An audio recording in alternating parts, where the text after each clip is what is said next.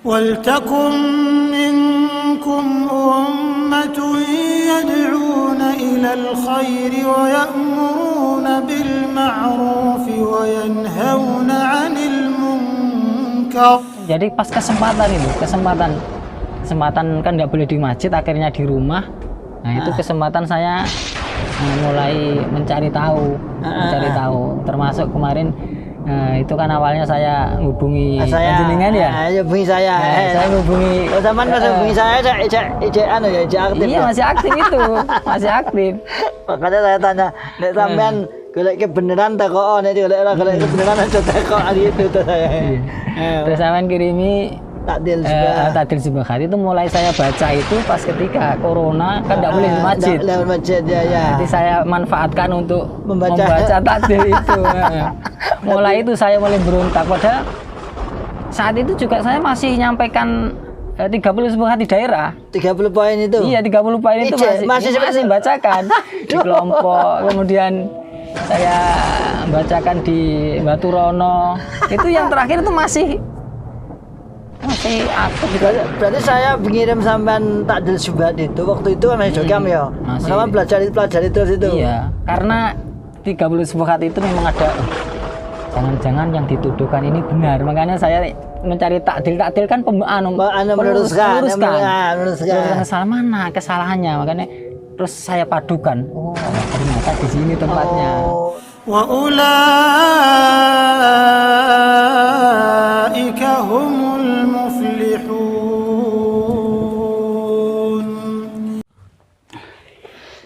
Bismillahirrahmanirrahim. Assalamualaikum warahmatullahi wabarakatuh. Waalaikumsalam. Alhamdulillah rabbil alamin. Alhamdulillahi wa kafa wa sallallahu wa sallam ala rasulillahil mustafa. Asyhadu an la ilaha illallah wahdahu la syarika lah wa asyhadu anna Muhammadan abduhu wa rasuluhu sallallahu alaihi wasallam wa ala alihi wa ashabihi wa man tabi'ahum bi ihsanin ila yaumiddin, amma ba'd. Masyaallah muslimin hafizakumullah ta'ala, para penyimak Ribat Akhlak Salim dimanapun anda berada, alhamdulillah rabbil alamin. Kita ucapkan kalimat syukur kepada Allah yang senantiasa selalu memberikan kepada kita semua nikmat hidayatul Islam, nikmat hidayatul iman, nikmat sehat walafiat, aman fi amanillah wa fi barakatillah. Tetap semangat, ya'muruna bil ma'ruf wa yanhauna 'anil munkar wa ulaika humul muflihun. Dan pada saat siang hari ini saya di gubuk agak gelap. Ya memang sekitarnya adalah tanaman jagung. Tapi ya enggak apa-apalah. Kita semoga suaranya terdengar jelas, suaranya terdengar sampai ke penjuru siapapun yang mendengar. Pada kali ini saya akan berbincang-bincang dengan saudara saya, saudara seiman seakidah saya, dan termasuk juga mantan Islam Jamaah atau Jokam. Insya Allah kita sapa, lalu kita tanya ringan-ringan dan banyak waktu untuk beliau untuk bercerita. Beliau dari mana asalnya, namanya siapa, kemudian dapukan di Jogam apa saja, kemudian termasuk hal-hal apa yang membuat mereka atau beliau termasuk hijrah dari Islam Jamaah kepada pemahaman salaful ummah. Kita sapa dulu. Assalamualaikum. Ya akhi. Alhamdulillah. Silahkan panjenengan kenalan dulu aja, nama, kemudian alamat, dan mungkin dapukan dan lain sebagainya. Terima kasih atas waktunya yang diberikan. Assalamualaikum warahmatullahi wabarakatuh. Waalaikumsalam warahmatullahi wabarakatuh. Langsung saja saya perkenalkan, nama saya. Biasanya kalau di Lamongan ini banyak yang memanggil Mas Mansur. Oh, Mas Mansur. Iya, biasanya dipanggil Mas Mansur ya. Iya. Tapi tidak masalah kan nama. Nama asli saya dari lahir itu ibu saya dikasih nama Suryani ya. Pokoknya cewek. Iya. Terus kemarin pas mondok berubah menjadi Suryanto ya. Jadi sekarang singkat saja namanya Mas Surya. Mas Surya. Iya. Jadi itu tengah-tengah saja. Mas Surya saja. Iya. Saya di Kediri ya panggil Jaza, biasanya Mas Surya gitu. Asalnya dari mana nih? Saya dari Madiun, ya, Madiun Kota. Madiun Kota itu kan daerahnya cuma satu sekarang ya. Nah. Punyanya Pak Basor itu ya? Iya, Pak Basori. Terus sampai datang ke Lamongan tahun? Saya tahun mondok kan tahun 98 ya. 99 saya di Kediri, terus tahun 2000 saya tugas pertama di Parengan. Parengan Lamongan? Iya, Parengan Lamongan sana. Tahun 2000? Tahun 2000. Pas tahun 2000 itu? 2000. Tahun Parengan. Kemudian tahun 2001 saya tugas kedua di Laban, Gresik sana ya. Laban Gresik. Ya, Kota Baru. Kelompoknya kelompok Petiken itu dulu ya. Ya, terus? Kelompok Petiken. Kemudian saya menikah ya. Ketemu ini istri saya yang pertama itu ya, tugasnya di Madiun, tugas di tempat saya. Pas saya pulang tugas, ya itu, terus saya. Oh, berarti istri sampean asli Lamongan, cuma pas tugasnya di Madiun. Tugas di Madiun. Sampean Madiun tugas di sini. Oh. Ketemunya di sana di kelompok saya. Terus pindah di Lamongan kota. Ya. Tahun berapa itu? Tahun 2003 saya menikah, terus 2004 saya buka usaha di sini. Ya 2003 menikah, 2004 pindah di Lamongan kota, iya. Dari Parengan, Lamongan kota. Jadi di Lamongan itu ada 9 daerah, ya? Iya, 9 daerah. Ada 9 daerah, dan termasuk salah satunya ada namanya daerah Parengan, ada namanya daerah Lamongan kota, termasuk daerah saya sendiri Babat, dan di sana ada daerah namanya daerah Sugio. Nah, jenengan ini lah sampean ning Jokam, ning Islam Jamaah kan mestinya kan ada dapuan-dapuan. Iya. Pernah jenengan di dapuk apa saja sing? Kalau jenengan alami. Di daerah itu saya dapuannya yang pertama itu asalnya itu pembina mubalek. Pembina mubalek daerah. Iya, mubalek daerah. Kemudian ketua mubaleknya sakit, kemudian saya diangkat jadi ketua mubalek daerah. Kemudian kalau di tahfidz saya pembina tahfidz. Daerah. Iya, daerah. Terus selain itu di desa ada enggak? Kalau di desa itu cuma biasanya saya pengatur jadwal-jadwal saja, jadwal penerobos, bagian koordinator. Berarti koordinator ya. Penerobosan. Koordinator penerobos desa. Ya. Jadi gini, jenengan waktu di Jokam itu perasaannya taruh perasaan ini ku kemantepannya sampai seberapa waktu itu masih di Jokam? Sebelum ini sebelum Seh kembali ke Indonesia itu sebenarnya ya mantap, saya yakin itu jalan ke surga satu-satunya. Tapi ternyata akhir-akhir ini setelah Seh itu dikeluarkan, awalnya saya timbul perasaan curiga tidak enak itu. Yang pertama itu gini kisahnya, yang pertama itu ya. Ada tamu dari Salafi itu perempuan bertamu di tempat kakak saya. Dia mengatakan Salafi, mengatakan gitu, kasihan dia ibadahnya semangat ya, tapi amalnya tidak diterima. Saya mendengar ucapan seperti itu langsung, waduh, ini sebenarnya ada apa? Itu dia yang cerita. Orang Salafi cerita seperti itu. Bertamu, nggak tahu yang ditamuin itu sebenarnya ya Jokam. Oh iya. Nggak tahu. Terus dia lihat ternyata kalendernya itu Jokam itu. Wah, mohon maaf, nggak tahu yang ditamuin itu. Alasannya apa katanya? Alasannya apa? Ya itu yang jadi ingin saya mencari tahu. Oh, nggak diterima itu apa alasannya? Nggak tahu. Makanya terus itu kira-kira tahun berapa itu? Itu ya pas Ustadz Seh dikeluarkan tahun 2011 2000 sekitar itu ya. 2010 sudah lama ya, berarti 10 tahunan yang lalu. Nah, ini. Nah, jenengan terus akhirnya mencari tahu. Iya, terus saya ingin mencari tahu. Kalau dulu mondok saya, pas mondok itu saya berjumpa menemui dalil di Kitabul Imarah bab keamiran itu ya. Amir itu akan selalu tetap ada di kaum Quraisy ya. Iya, di kaum Quraisy. Di kaum Quraisy. Dalil itu menjadi pertanyaan besar dalam hati. Loh, dalilnya seperti ini, tapi kok nyatanya di sini ada. Cuman ya enggak berani mengungkapkan. Kalau ditanya, jawabannya mubalek itu kita aja enggak tahu di sana ada yang sholat apa enggak. Oh gitu, kan dalilnya kalau selama di sana masih ada yang sholat, iya kan? Ya selama ada sholat, keamiran tetap di sana, tetap di orang Quraisy. Tapi kita menafikan di sana sholat bora kan gitu tadi saya. Sebenarnya itu tidak mau mencari tahu apa tidak mau tahu. Jawabannya masih seperti itu. Kita aja tidak tahu di sana ada yang sholat apa enggak. Padahal Quraisy itu kan wilayah Arab ya. Arab. Mana mungkin orang Arab tidak ada yang sholat? Iya, padahal Mekah Madinah di sana. Artinya itu sebenarnya tidak mungkin lah kalau keamiran itu yang sah yang di Indonesia saja. Enggak mungkin gitu. Jadi tahun itu zaman sudah istilahnya bertanya-tanya lah istilahnya. Dalil itu yang menjadi awal saya pertanyaan pas mondok itu ya itu yang saya menjadi keraguan itu sebenarnya. Jadi anak orang atau jadi anak.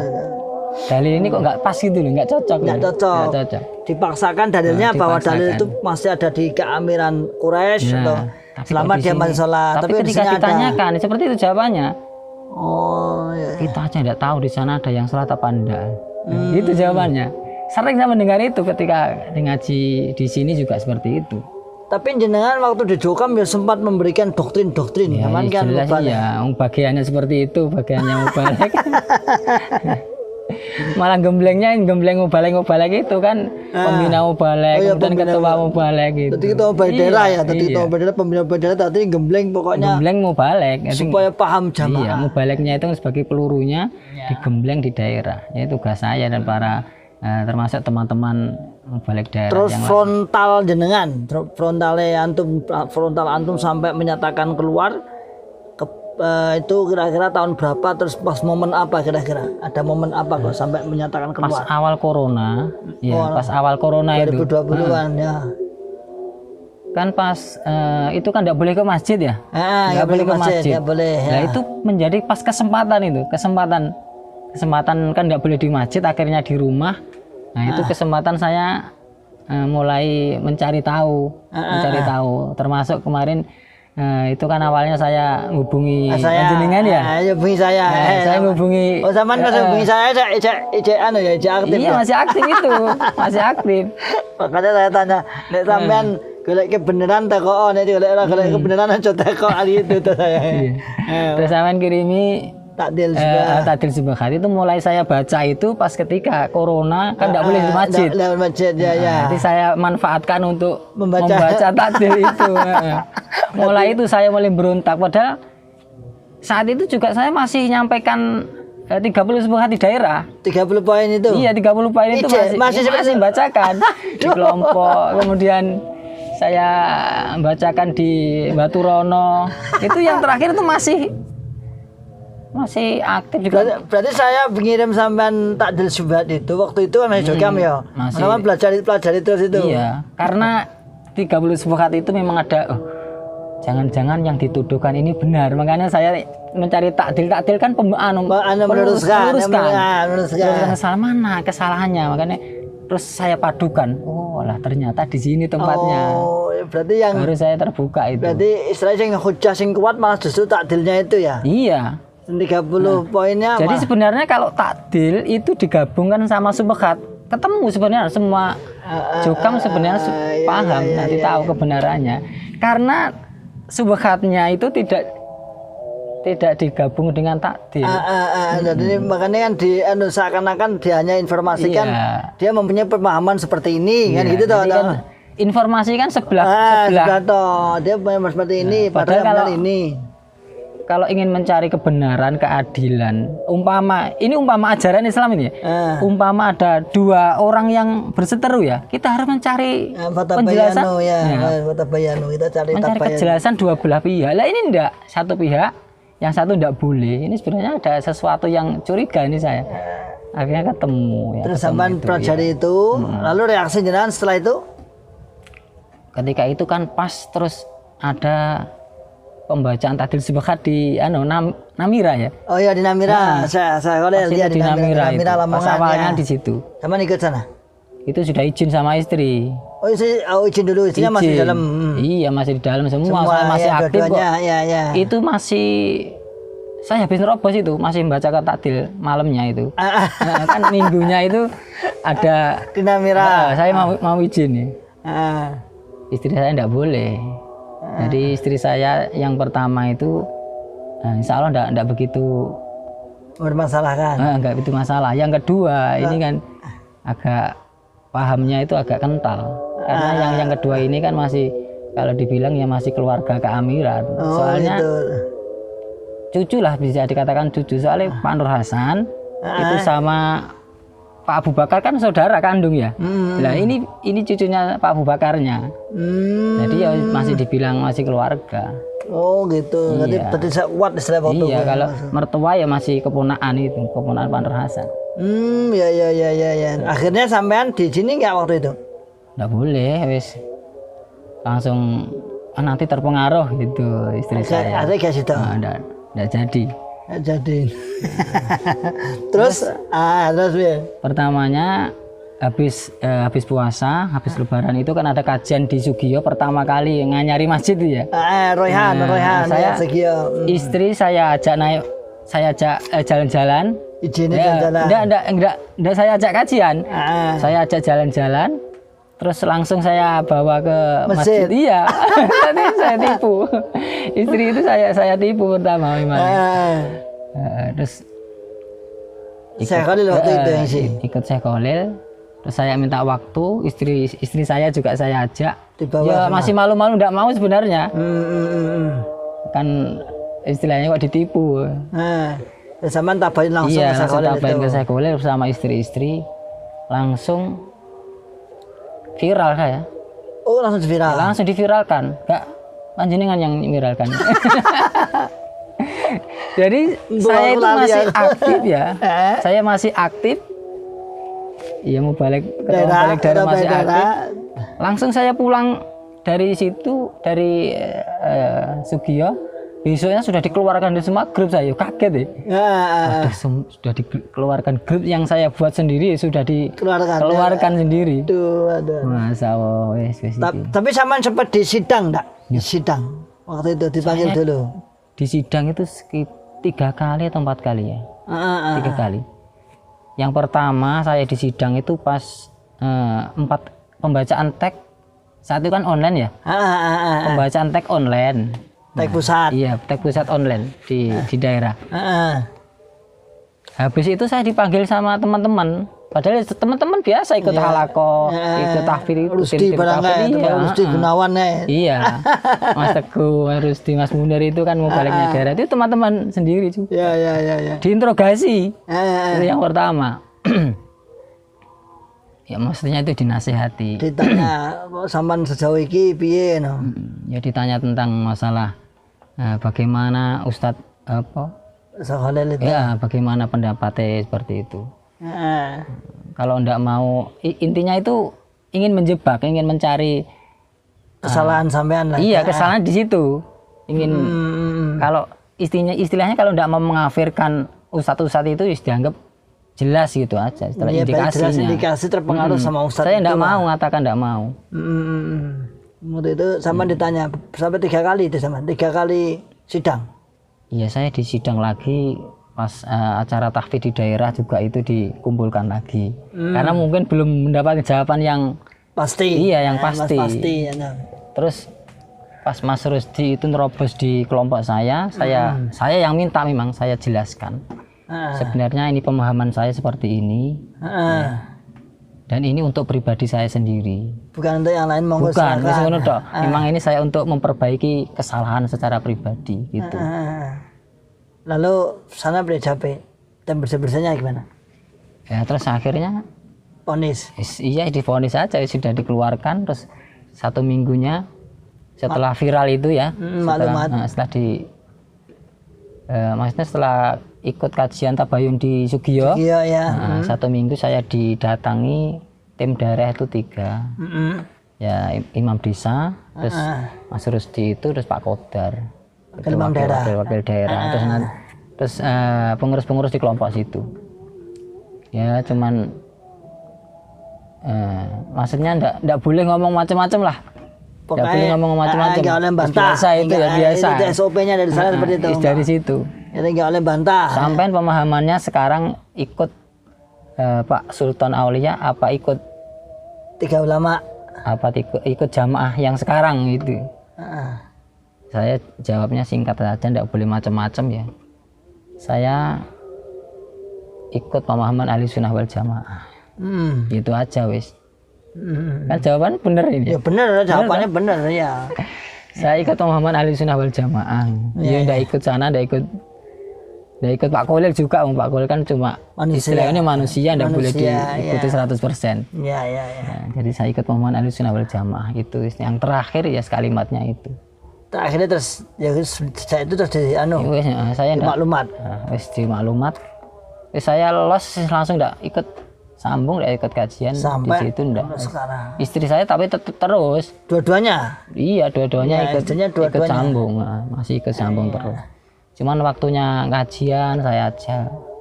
Gelem, mau. Syaratnya kalau tetap saya aja harus mau. Oh gitu. Kalau mau sambung silahkan. Tapi kalau waktunya ada kajian, saya aja harus mau. Itu syaratnya. Jadi pas waktunya sambung ya ikut sambung, enggak apa-apa. Tapi ya di PB ada istri zaman enggak di gimana. Enggak di forum-forumnya enggak di pojok nih mobil enggak menurut ceritanya. Enggak ada. Ya. Aman di situ ya. Itu berlangsung berapa? Itu berapa bulan, berapa tahun? Semenjak jenengan hampir 1 tahun ini ya. Jadi kondisi itu seperti itu setahun. Bojone sampean tidak sambung sampean tapi ngaji sementu itu setahunan. Sekitar 1 tahunan insyaallah. Ya. Tapi lama-lama saya paham deh. Iya, paham sendiri. Yang kedua ini yang agak berat, istri yang kedua, hampir saya ini sudah istilahnya putus asa. Iya, putus asa. Saya sudah ikhlas lah. Kalau memang enggak mau, ya tidak apa-apa. Tapi intinya pokoknya saya tunjukkan kebenaran, saya ajak ngaji. Kalau memang sudah ditunjukkan kok enggak mau, wis qadarullah aja, wis saya pasrah. Iya. Makanya yang terakhir itu kan ditahan oleh mertua, ya. Sampai sekitar 1 mingguan saya kesana lagi enggak boleh. Anak saya yang saya bawa pulang, istri saya tinggal di sana. Itu istri yang kedua. Jadi gini saudaraku semua. Beliau ini kebetulan diberi amanat ya seperti saya lah ya, tapi lebih senior ini, lebih dahulu ini. Beliau diberi amanat itu 2 istri 1 pekarangan, jadi ya sama seperti saya. Jadi ya memang kita sendiri kalau 2 istri itu memang ya agak berat, harus menghadapi 2 mertua yang kita belum tentu dia bisa menerima. Ya ini ada seru kalau ke mertua saya kan, alhamdulillah yang pertama itu kan. Ini saling cerita ya. Kalau mertua saya yang pertama itu memang mengikuti sejak awal. Artinya mengikuti sejak awal itu saya diperlakukan bagaimana itu dia tahu, sehingga dia menyadari. Oh, ini tuduh Iwan ini gak bener, dan gitu dah. Yang dituduhkan ke saya tentang jelek-jelek itu gak bener. Malah istilahnya beliau malah tahu kalau saya itu termasuk didolimi lah gitu. Nah, karena kan satu kampung dengan saya. Dan nek sampean coba, itu kan mertuanya 2. Ini sikap setelah jenengan hijrah dan istri-istri Anda hijrah itu bagaimana sikap kedua mertua jenengan itu satu mungkin yang nomor 1, yang nomor 2? Apakah kalau yang istri pertama itu kan di dapuannya imam desa ya, sampai desa. Sekarang? Kebetulan pas mau hijrah itu sudah meninggal semua. Oh gitu. Iya, jadi tidak ada nggak penghalang, nggak ada penghalangan. Tapi saudara-saudara ada ya? Iya, saudaranya masih kuat. Dia memberi nasihat, memberi gimana nih? Jadi istri saya itu langsung dipanggil ya, terus didoktrin terus. Makanya terus ikut sambung itu kan gara-gara itu. Sampai hampir 1 tahun. Jaga keluarga lah. Iya, jaga keluarga. Kemudian yang istri kedua, yang kedua ini, masya Allah ini agak berat. Sampai istri saya itu tidak boleh pulang. Kalau kamu ikut ke Lamongan, ikut saya, jangan pulang sampai mati. Sampai gitu? Iya. Masya Allah. Mertua saya ngomong gitu. Kalau tidak mau tobat lagi, jangan pulang sampai mati. Nah akhirnya terus sampean ya? Iya tetap. Kemarin saya silaturahim ke mertua ya masih diterima, baik-baik saja. Enggak apa-apa itu. nyatanya. Iya, kita itu kadang-kadang mereka itu hanya nuruti emosi sesaat. Iya. Tapi saya gergeti, pokoknya semuanya sesaat lah. Dan itu memang ya akibat dari ajaran-ajaran takfir itu. Kalau yang parah itu malah saudara-saudara perempuan, saudara-saudaranya istri saya yang kedua itu. Malah parah malah. Iya. Ngomongnya Masya Allah sudah di atas batas kemanusiaan lah. Elek wis enggak pantas disebutkan di sini. Masya Allah. Jelek wis Masya Allah enggak pantas lah. Kalau sampai saya lo nih gini, saya bilang masa ahli surga ucapannya seperti ini. Itu saya ngomong gitu enggak iso ngomong apa-apa saya ngomongannya sangat jelek sekali. Ya itu. Terus ini kan sebagai apa ya? Ini insya Allah secara prosedural itu sama. Jadi ketika ada kawan-kawan hijrah itu kan biasanya juga membuat narasi-narasi, omongan-omongan sih sifatnya fitnah lah, fitnah. Entah itu benar apa tidak yang terjadi di daerah sampean. Nah ada nggak misalnya suara-suara, mendengar suara-suara atau sampai kalau saya sampai teror kan sampai di balang omahku sampai piye sampai sampean pernah nggak selama ini? Selama ini insya Allah enggak ada masalah saya hijrah. Nggak ada suara-suara gitu nggak ada? Nggak, biasa saja. Ya, cuman istri saya lah yang mungkin banyak teror dari saudara-saudaranya itu. Tapi saudara sendiri? Iya saudara. Tapi antum dengan pengurus daerah-daerah Lamongan artinya nggak ada? Nggak ada. Isu-isu bagaimana? Nggak ada? Nggak ada. Teplek apa piye lah. Iya berarti ya. Nyatanya saya keluar ya biasa-biasa saja malah kondisinya ya insya Allah lebih baik. Malah gitu ya? Iya lebih baik. Cara usaha ya tetap lancar biasa. Lancar gitu. Alhamdulillah. Iya. Alhamdulillah. Ada masalah. Oke, insya Allah itu kita bincang lama. Mungkin ada pesan saya setiap closing kalau seperti ini saya minta pesan dan pesan-pesan dan apa ya istilahnya pesan terhadap kawan-kawan yang di dalam yang sudah hijrah atau masih bunglon atau kaum muslimin mungkin dari jenengan mungkin ada pesan sepatah dua patah kata agar lebih kuat hijrah kita. Tafadhol mohon jangan sampaikan. Jadi yang pertama saya ingin menyampaikan pesan kepada teman-teman yang terutama tempat-tempat yang dulu saya pernah tugas ya, saya mohon maaf sekali mungkin dulu memang saya ya ilmunya seperti itu yang saya sampaikan ya seperti itu. Jadi saya mohon maaf, saya cabut kembali, saya bertobat dengan apa yang dulu pernah saya sampaikan. Ya. Terus kemudian kepada teman-teman saya, saudara-saudara yang masih di Jokam, pesan yang ingin saya sampaikan. Jadi selama ini kita itu salah menyangka kalau jalan tunggal masuk surga itu hanya lewat Jokam. Itu salah. Karena jamaah yang dimaksud di dalam Quran hadis itu bukanlah jamaah yang seperti itu, bukanlah jamaah seperti jamaah Jokam, ya. Karena kalau di dalilnya itu kan talzamu jama'atal muslimin ya, tetapilah jamaahnya orang Islam. Maksudnya kan seluruh umat Islam ketika bersatu ada pemimpin tunggal itu ikut tetap di situ. Ketika tidak ada, ya tidak ada perintah untuk membuat sendiri, itu tidak ada. Minal muslimin itu tidak ada. Kalau ada dalil minal itu ya berarti ya boleh membuat golongan. Ini tidak ada. Kalau tidak ada maka perintahnya Nabi Fa'tazil tilkal firaq. Pisahilah semua perpecahan. Ada kelompok di situ ngaku jamaah, di situ ngaku jamaah, ngaku paling benar. Pisahi semua saja. Nah, jadi pesan saya yang pertama, jadi jamaah yang dimaksud dalam Quran hadis itu bukanlah jamaah Jokam. Di luar itu masih banyak kebenaran. Dan di luar itu banyak ustadz-ustadz yang ilmunya itu Masya Allah. Kalau sepantaran dengan Pak pendiri Islam Jamaah itu banyak sekali. Kita saja dulu yang tidak tahu. Ya. Kemudian yang kedua, pesan saya kepada teman-teman yang masih di dalam, apakah harus hijrah, harus keluar. Jadi begini ya, masalah hijrah. Hijrah itu maknanya pindah. Ya, pindah ya, meninggalkan ya, meninggalkan. Min ilah. Nah, meninggalkan. Jadi hijrah itu ada dua makna. Yang pertama secara kisiyah, secara badan ya, secara anggota. Yang kedua secara maknawiyah itu. Jadi secara anggota badan itu maksudnya itu meninggalkan tempat, meninggalkan tempatnya. Tempat kajian. Menempat. Kalau memang di situ tempatnya itu tempat maksiat, tempatnya itu memang sesat, subhatnya banyak, kita tidak bisa merubahnya.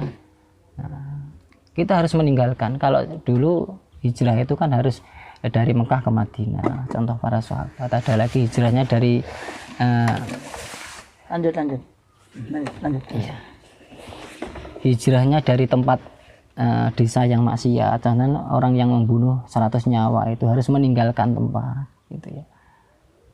Ada lagi hijrah karena memang kondisinya itu penuh bid'ah, ya, penuh kesyirikan, kita harus pindah. Nah, pindahnya dari Ujukam ke sunnah ini apa ya? Kalau menurut saya dari salah satu ini, karena memang di situ banyak sekali bid'ah, apalagi ada bid'ah akidah yang sangat fatal. Takfiri ini ya, takfiri. Yang pertama itu, kalau harus pindah. Tapi yang penting ya, yang penting pada teman-teman yang masih di dalam ya, paling tidak itu secara hisi, ya, secara maknawi ya, secara hati. Iya. Paling tidak secara hati harus jenengan harus ingkar memang yang salah, memang yang tidak sesuai dengan Quran dan Sunnah. Paling tidak itu diperbaiki secara pribadi saja. Kalau memang terpaksa tidak bisa keluar karena kondisi lah, karena kondisinya. Jadi saya berpesan kepada teman-teman yang masih dalam terus mencari ilmu. Ya, dengan pemahaman yang benar, banyak cara ya, banyak cara sebenarnya, karena HP sekarang ini sudah bisa jenengan lihat, ingin mencari kebenaran ya di YouTube sudah banyak sekali, jenengan lihat kajian-kajian sunnah, bagaimana pemahaman yang benar tentang ini ya, insya Allah sudah benar. Jadi kalau jenengan sudah ada perasaan ini ya, ada perasaan ingkar dalam hati, ketika jenengan umpama ikut sambung di situ, ada ingkar dalam hati, perasaan itu nggak enak. Ketika ada ulama-ulama yang keluar itu dikatain macam-macam lah, murtad dan hati jenengan tidak enak, itu sebenarnya tandanya Allah Subhanahu Wa Taala ingin membuka hati jenengan. Jadi segera jenengan mencari. Karena hidayah itu sebenarnya seperti tamu. Kalau kula nuwun assalamualaikum jenengan tidak mau membuka, balik. Ya dia kembali. Nah, maka itu insya Allah pesan yang saya sampaikan. Ya teman-teman yang masih dalam jamaah, saudara-saudaraku dimanapun Anda berada. Jadi yang jelas ya, saya keluar dari Islam Jamaah ini ya bukan karena saya ingin masuk neraka, bukan, justru saya ini ingin mencari jalan yang betul-betul diridhai Allah Subhanahu Wa Taala, yaitu jalannya para salafus saleh. Insyaallah. Demikian ya. Iya, demikian. Oke, saudaraku semua, alhamdulillah, syukran wa jazakumullah khairan katsiran.